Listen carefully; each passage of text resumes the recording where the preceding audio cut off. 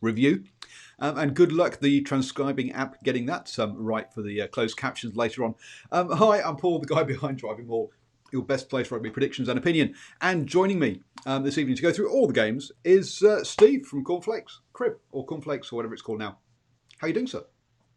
I'm doing very well. You're struggling with words today again, aren't you? It's going to be another good episode, I can tell you that. It is, yes, Super Rugby review time. And, of course, semi-finals have just taken place. Yeah. Steve will be taking you through the games. I'll be answering afterwards and chatting in the live chat. So there you go.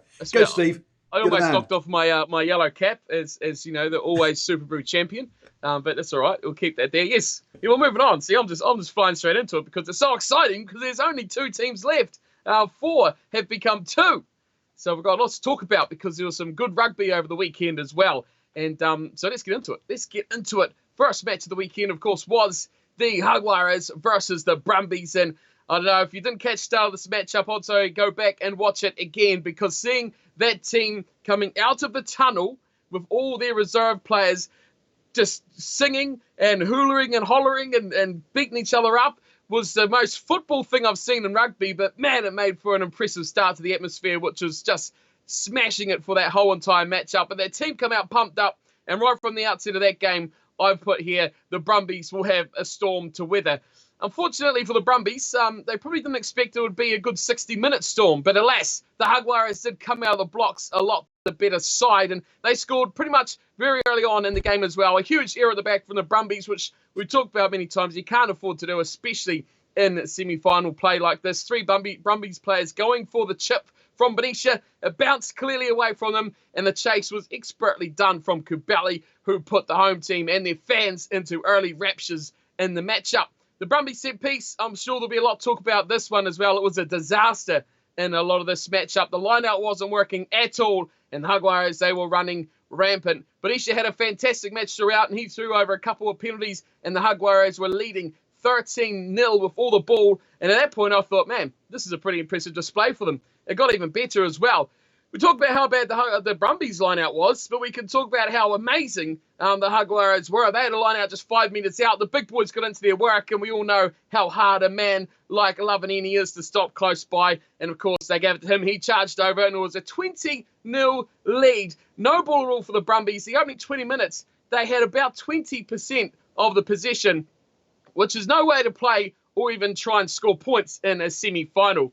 The momentum, though, does slowly shift as the game wore on. And the Brumbies did get some reward late on in the half. And who else to do it but hooker Folau Faianga? And as we know it, he likes to score them all from the rolling maul. It didn't quite happen that way, though. And it was a bit more of an open play for him this time. Run of penalties actually gave them a bit of territory. And they kept it tight. Faianga twisting his way over. And a hugely important try for the Brumbies if they're going to keep their match-up alive as they went to the break. Down by 20 points to 7, the Jaguares leading, but it did give them that little glimmer of hope they could come back into the game. But in the second half, it was a big blunder on attack from the Brumbies. Liliafano going for a grubber, which he did try quite a lot inside of his own half, a chip and a grubber. It got charged down, and there was about 4 Jaguares players who were rocketing down the wing, chasing the ball. Any of them could have scored it, but it was Moroni who scorched away, run down just, but he had support everywhere, and Orlando was there to apply the finish. By that stage, the 16th man was in full voice. The crowd was pumping. They were singing. They were rocking. The stadium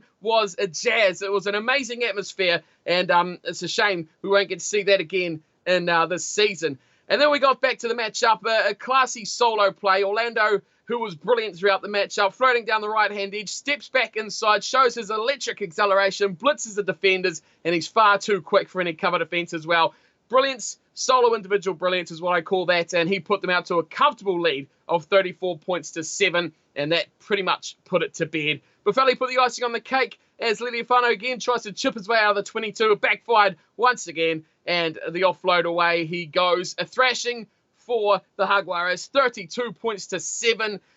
I don't know, were you expecting this to be that one-sided, Paul? No, I wasn't expecting it to be 39-7. Oh, I've messed one out. Give him another 7 points. See, that's how much of a thrashing was. I stopped counting points after the last try, before the last try. Dear. Don't worry, my note stopped at 27-7. Decided that by by then it was all over. No, I did not see this coming. I was not expecting it to be like this. As you say, that exit for the for the team out through the tunnel with all the reserves jumping around was fantastic. It was like, whoa, hello, this is definitely on, and they were on it. And I was thinking that basically the Brumbies really just bottled it in this game with the fact that they lost something like 3 lineouts in the first 20 minutes, and then it was all over. But Andre makes a good point. He says not many teams are allowed to play their brand against the Jaguares, and maybe that's what this was. I mean, the Jaguares have got a good line out. They've got a poor scrum, but they have got a good line out, and that was maybe that was it. Maybe that was what this was that was actually that the Jaguares just didn't let the Brumbies play at all anywhere on the pitch. Yeah, key stats, you've already talked a little bit about it, but 5 first half own throw-in lineouts to miss and 31 missed tackles throughout the game. You just can't pull those stats out and expect to win a semi-final, can you? It doesn't matter where you play, you'll be struggling to even put in a performance with those sort of numbers. Yeah, absolutely. I mean, that's the and especially a team like the Brumbies that is so set, so sort of organised around that set piece, to be throwing that kind of that kind of territory away, which is what they did every time they handed over every time they lost a line out. Then, and if you can't then stop the other team marching down the field by missing your tackles, then yeah, it's going to be all over. And the Brumbies, really a real shame for them, because they were putting together some pretty good rugby in that second half of the season, and looked like they could go over there and make a real game of it. But I think having the game on the Friday night didn't help, because making it such a short turnaround for the Brumbies, and all that travel. And in the end, I think that probably also told as well. It was great for the local fans, though. Boy, it was Friday night party night, wasn't it? It was sensational. I mean, we've talked a lot about this year, haven't we, about how good like the Sunwolves games have been for atmosphere, and how poor, I guess, crowd numbers are in the big countries like in New Zealand, Australia, and South Africa. South Africa, I guess, got a good boost this year, but how amazing did you find it with that atmosphere? I couldn't get over it. I wanted to be there. That's where I want to be. 31,000, was it? It sold out, something along that, 30-something thousand. Just amazing. Yeah, fantastic. But for the first ever finals, or first ever semi-final in Argentina, you'd hope that the fans would turn out, and they did, which is fantastic. Not what happened down in Christchurch, where clearly they're all saving their money for the final because they knew they were going to get there, I think. But fantastic atmosphere, very loud, especially towards the end.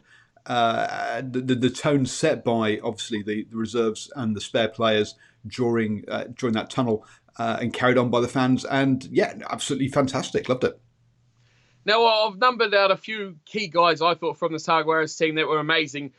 The most importantly, I thought, was Cabelli. He was simply phenomenal, I think, in that game. And his partnership that he got with Benicia as well was the best probably we've seen from them in Super Rugby this year. The big boys showed up as well. The Lavaninis, the Petties, the Terras were absolutely huge in that game. But I looked at the Brumbies, and there's a lot of news coming out of Australia early in the week as well, that a lot of the Australian jumpers that were on call or on hold for those Brumbies players have been torn away. Poor performances from guys that really have held that team together for such a long time. The line-out was a shambles that automatically puts guys like Whainga into jeopardy, and of course Leleafano as well. Really couldn't do anything, those guys, could they, to break away those shackles that the Jaguares had on that game? Absolutely not. I mean, if you don't get the platform, someone like Leleafano is not going to do anything for you, and the forwards just didn't give them that platform.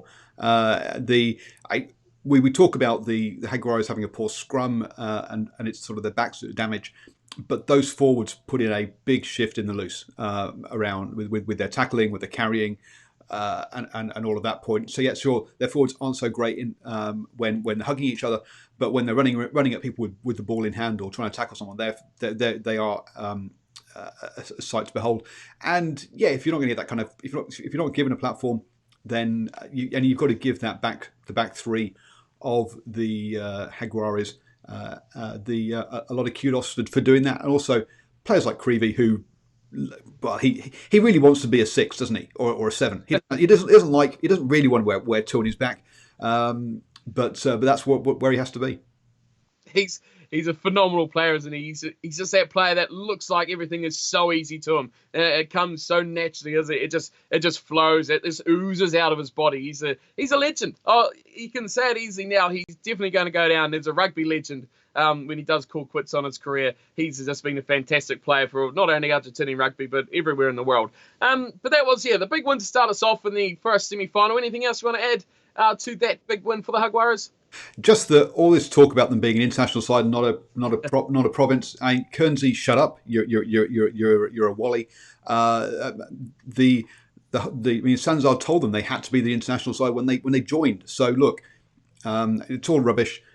And from this season onwards, they are picking players who are going to be playing in Europe. So be careful what you ask for, folks, because you know what? Next season, when they lose players like Lavanini, etc., to Europe, the Jaguares aren't going to be the strength they are this season, and Super Rugby is going to be a lot less because of that. Yeah, but that's true. But you look at the start of the season when we previewed these sides and we thought, these guys are going to struggle because they've lost a big key linchpin in the side and Sanchez, and we thought that is really going to hurt them.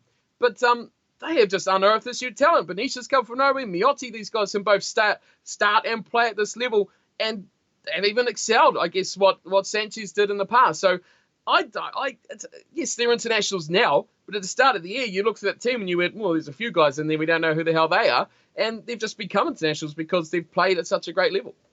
True, but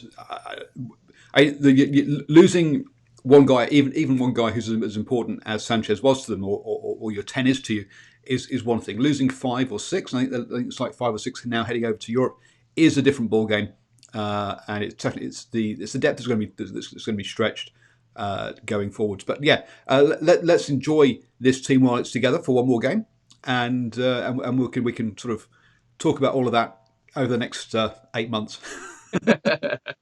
They'll find it. They'll find the talent. Don't worry about that. They have such huge depth now of that team playing at that level. So it's great to see. But we'll move on to semi-final number 2, which was the Crusaders versus the Hurricanes. I hope we got the score right on this one, because it was probably, when you thought about these matches beforehand, you'd say the Jaguares Brumbies game was going to be a bit tighter than you probably thought that the Crusaders Hurricanes may have been. It was a weekend of, you'd expect, close performances, but it was the Crusaders at home, and they were looking now. They knew that the Jaguares were going to be the team they will be facing. But, of course, the Jaguares would be cheering on the Hurricanes, wouldn't they? Because if they won that matchup, we would be going back to Argentina for the big grand final. But the Crusaders were the best team to start off on the scoreboard. And it was Sevu Reece who got the game underway with a little half-kick break down the left from Bridge. The catcher, very good on the high ball, Bridge, wasn't he? He took a lot of good ball that was put in the air by both sides, and that gave them a good advantage in territorial battle. He quickly offloaded it to Crotty, who,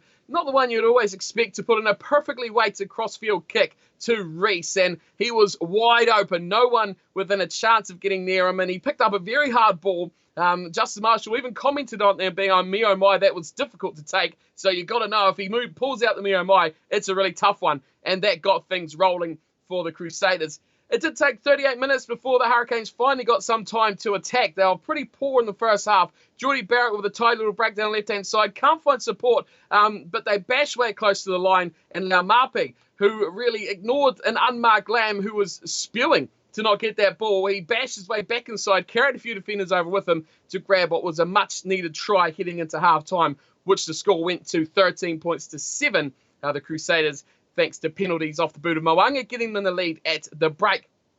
The second half, though, boy, this game really changed. An electric start to the second half for the Hurricanes. It was Proctor getting a flat pass of a very hot line and Blaze straight through. He set up close to the line, and Perenara puts it away to Lamb out on the edge, and a try scored at a critical time for the Crusaders, for the Hurricanes, I should say. 2 tries at critical times, one before the break, one after the break. That's normally what we would call Crusader time, because that's when they're normally so good. They didn't get that advantage, and the lead was cut to 13 points to 12, 1 point in it. But do not count out the Crusaders' instant reply, and it was off a big Hurricanes blunder. A chip kick over from Moanga, and 4 Canes defenders all stood there and looked at each other and didn't really commit to the ball at all. It bounced away, and Sevu Reece, well, he's one to take an opportunity, and he popped it away, giving it to Moanga to score his first try of the matchup.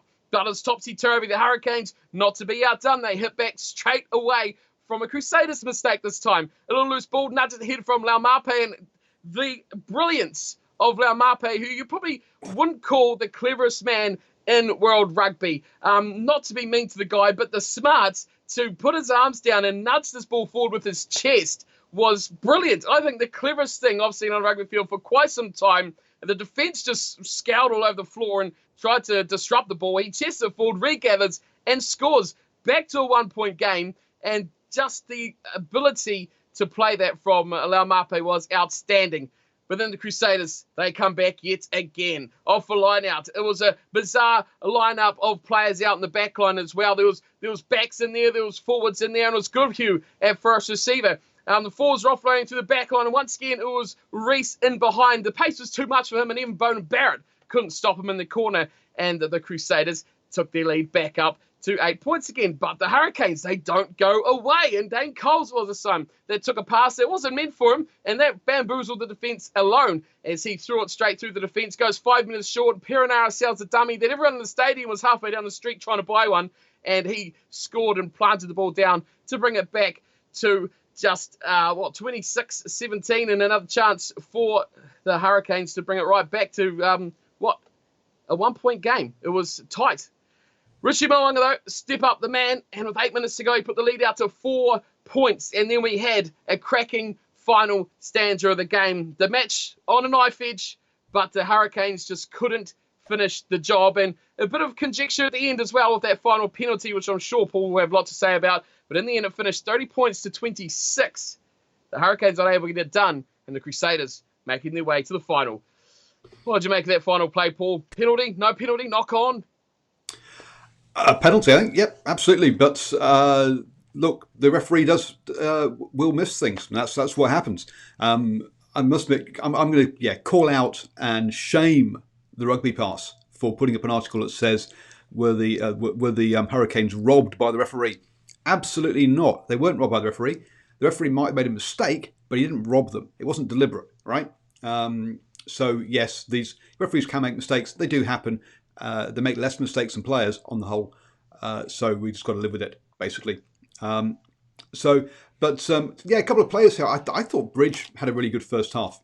Getting under those high balls and claiming those and showing why he's possibly ahead of Enor and Reese in the run in the All Blacks kind of minds still, even though he hasn't played that much. I thought he had a real good one. Andre reckons people call for a penalty try afterwards, but that is an absolute farce. Clearly not a penalty try, but there you go. The problem for the Canes this one was they never ever got their necks in front, did they? They were always behind, and the penalty off that hit the post and by Geordie Barrett and then Bowden Barrett missing that conversion. I think if one of those had gone over and they just got their necks in front, we could have seen a different ball game. But it wasn't to be. Yeah, what do you put that first half performance down to? The Hurricanes certainly had the completely wrong game plan, didn't they, in their first 40 minutes? They were kicking away every little piece of possession. They were kicking without real purpose or intention. It was just gifting the ball away. And, I mean, you can't argue that they were lucky to go into that break only 6 points behind when they probably should have gone down a lot more. Yeah, and there's all this talk about. I mean, Justin Marshall in particular on the commentary saying basically that they were kicking the ball away too much. They should be playing with the ball in their own half. I'm like, what? You should be playing out of your own half? Come on, guys. They were trying to play territory, and they just executed badly. Okay, that's what it came down to. And then in the second half. They played with a bit more in hands. So look, it's did they get tactics wrong? I'm not sure, but I think they got the execution wrong definitely. Maybe they did need to play one or two phases just to draw up one of those guys sitting in the backfield. They did allow the Crusaders to sit with three back there because they weren't ever running it. Which meant they were always going to field it. They weren't going to find grass if you got that many players back. There's no space. So Maybe a couple of phases, but this whole idea that they should have just played ball in hand from the whistle, oof, no. Yeah, Justin Marshall was a full voice in that match, wasn't he? He's bringing out all the little Justinisms or whatever you want to call them, his Mio Mize and his Bumpfars and his all sorts of yes boys going on in that game. So it was very entertaining. But yeah, I agree with you. Yeah, poorly executed was a big thing, and I think the performances of guys like Bridge, who you talked about, who was outstanding. Havili, we know, was pretty decent under the high ball as well. And so they just didn't get any advantage there. They didn't get any errors out of them. They didn't get any mistakes that they could really capitalise on. And that cost them, I think, in the long run. If they had that second half performance for the full 80 minutes, I think we'd have had a different result, because they were certainly all over the Crusaders in the second half with huge chances.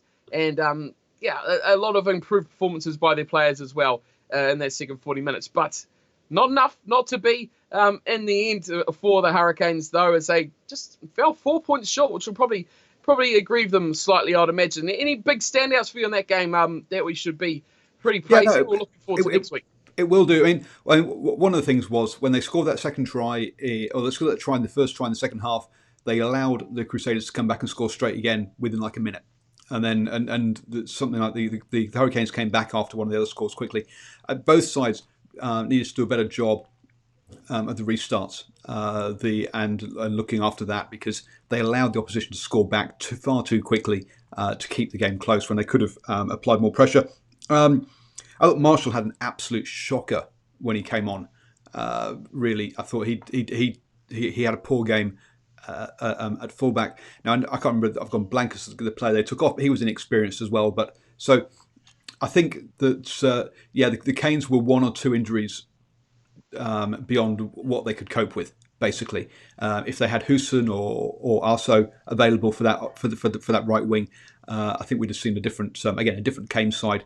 I think they just had that one player too many missing. That meant there was a chink in the armour for them that the Crusaders took full benefit of. And obviously Reeves' couple of tries. Laumapi, everyone's sort of all over the fact that yes, he must go to the Rugby World Cup. He must be starting now after this performance, and he played well. He had a good game as well. I don't think that changes anything in the All Blacks selectors' minds. He's a good player. God Goku says, for me it was TJ. He was great, and yes, TJ has been putting this team on his shoulders and carrying them a bit this season, because Bowden hasn't really been stepping up. But hey, that second half was pretty good from him.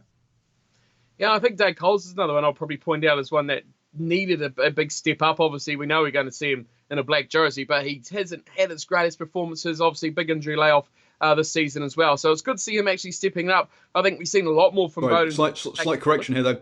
It's no longer a black jersey. It's now a black T-shirt. And come on, that is not a jersey. Following on from that, the Lau Mape decision. I mean, okay, we seen Israel Dagan it 4 years ago, didn't we? And he didn't go to the World Cup. There was the argument against everyone saying that Sonnyville Williams is in the shirt today, and yet will he go to the World Cup? So don't all you Laumape fans out there, don't go too jumping the gun too early, because he may not still go, and Laumape might still get the nod. Possibly, who knows what's going to happen? But yes. Plus, also, Sonny Bill and Ryan Crotty got to stay fit for the next 3 or 4 months. And that's, Crotty's already out. He's only broken a finger. He'll be back. I mean, they could turn an ankle just walking down the street. It's so true. How many minutes or how many games has Sonny Bill played for the Blues this year? You probably count them on one hand, couldn't you? About 3, I think. As Andre said, he did play for Ponsonby this weekend. I was down there watching him at a club footy, and I saw Sonny Bill run out for Ponsonby. Yeah, man, he's a big boy. He was like the second biggest player on the pitch, and it was just like taller than the locks. He should have been. He should be in the scrum. He shouldn't have been running in the backs. So I felt sorry for GTEC, or the GTEC 12 in particular. So that was that. It was fun. Yeah, it's quite a big comment at the moment. It's a lot of guys playing out club rugby in preparation, I guess, for the rest of the season.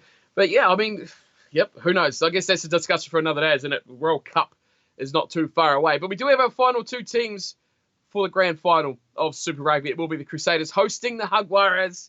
and that one should be a thriller, shouldn't it? Two really good sides that had great semi-finals.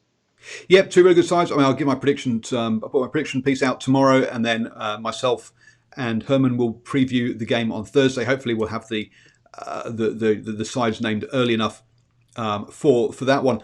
It should be an absolute cracker. We have got yes, I mean a lot of chat in the in the live chat has been comments earlier on talking about how the Jaguares are going to be the hardest team that the Crusaders have faced so far in this final series. And yes, that's yep, I can agree with that. That's very true.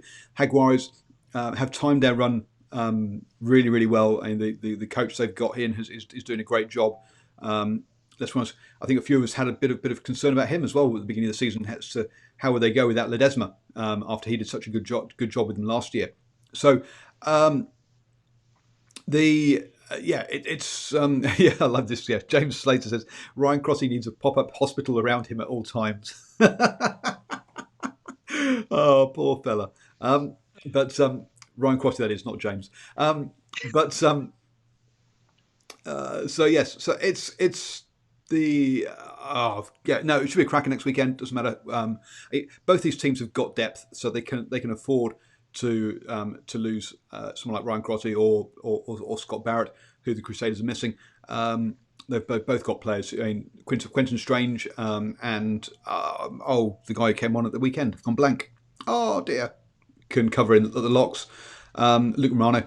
And then you've got Braden Enor, who can happily come into the backs, and we've got sort of Cameron Taylor. Cameron Taylor, is that right, the guy? Anyway, there's a couple of backs who really are for the Crusaders, who we thought would get more game time, but they haven't. So there's plenty of time there's plenty of players there for the Crusaders, and as we said, the Jaguares, they rested their entire team, or they rested a lot of players for that final round of Super Rugby and put in a big performance. So they've also got depth as well. So it doesn't matter what injuries these two teams have. We're going to have first class sides out there, and it should be an absolute cracking game.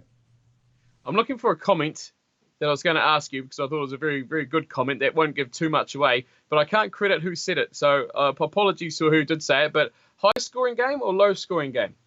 Yeah, I saw that one earlier on, and there it is. It's Joshua. It's one of those ones that you kind of the handy at the moment is sort of 13.5 points, isn't it? At the TAB, which is a really, really strange one. So that they've gone quite so big on that. But I think they're perhaps expecting a lot of money on the Crusaders and trying to encourage people to put money on the Jags, because that seems like a very big margin for this kind of game. I don't see why this one shouldn't be again a one-score game, personally. But then again, I thought the Jaguares versus Brumbies would be a one-score game. I didn't see that. So I didn't see a blowout coming in that one. So yes, but yeah, I'd put this down as a one-score game.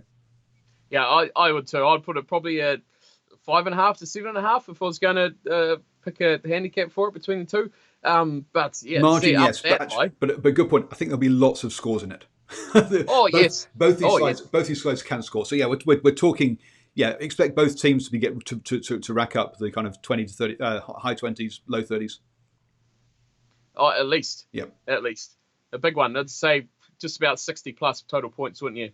Almost would be a decent little bet to put on as well. Yeah, entertaining grand final Super Rugby. That is it. That is our show. We've looked over. Anything else you want to add, or we wrapped up? So I'll just give people a quick heads up as to so tomorrow night we'll have the Hash Rugby chat where we'll have part two of our end of year reports or end of season reports of Super Rugby. So we did the bottom 5 teams last weekend. So that was the Reds, Blues, Waratahs, Sunwolves, and Rebels. This weekend we will have the sort of the middle 5, which will so from 6th down to 10th, which is what I've gone blank as to that is, but it's probably Sharks, Stormers, Highlanders, Chiefs, and I've gone blank. Let's see who the other one is. Lions. So yes, so we'll have our end of season report for those guys on Tuesday night. Tomorrow, the All Blacks will be announcing their extended squad or the squad for the Rugby Championship. So Wednesday night's All Blacks edition, we'll be looking at that and going over that. Stephen Harris and Michael Pullman will join me to go through all of that kind of stuff. Then on Thursday, we will preview the final, and then we'll have the final, and we'll do a live post-match reaction to the final. If you're watching the final and you fancy sort of chatting with your mates during it, then go onto YouTube and check out 2 Cents Rugby, because he'll be probably doing a live watch party for the game. And then after the game, pop over to my channel for the post-match reaction. Steve, I was going to ask you, do you want to join Stephen and I for the Hash Rugby chat for tomorrow night to do the end of season report cards again? Oh, as I can bully some more teams. Bully some more teams, yeah, some more bullying. So catch myself, Steve and Stephen. That's going to absolutely destroy me tomorrow, trying to figure out who is who or who I want to talk next. So tomorrow night for that kind of stuff. So that's what's coming on the channel for the rest of the week. What are you doing on your channel this week? Lots of the usual. There'll be a preview one day. Preview on Thursday. Maybe preview next day. And heaps of more subscriber series. If you don't know what it is, go check it out, because it's awesome. It's awesome. You play the good teams. There we go. I'll hint everyone. There you go. You can be on YouTube. You can be on YouTube. Wow. So yes. So that's what's going down this week. Cool. I think we're done. Too easy. It's all too Great easy. rugby. We love rugby. Go Jaguares. Ooh. Ooh. There'll be the normal paraphernalia around here for those of you watching recording. So don't forget to subscribe. If you'd like to support the channel, there's a link down below to patreon.com/DrivingMaul and become a supporter of DrivingMaul and get exclusive opinion pieces on there and how I did versus the bookie this season. So go check all of that out.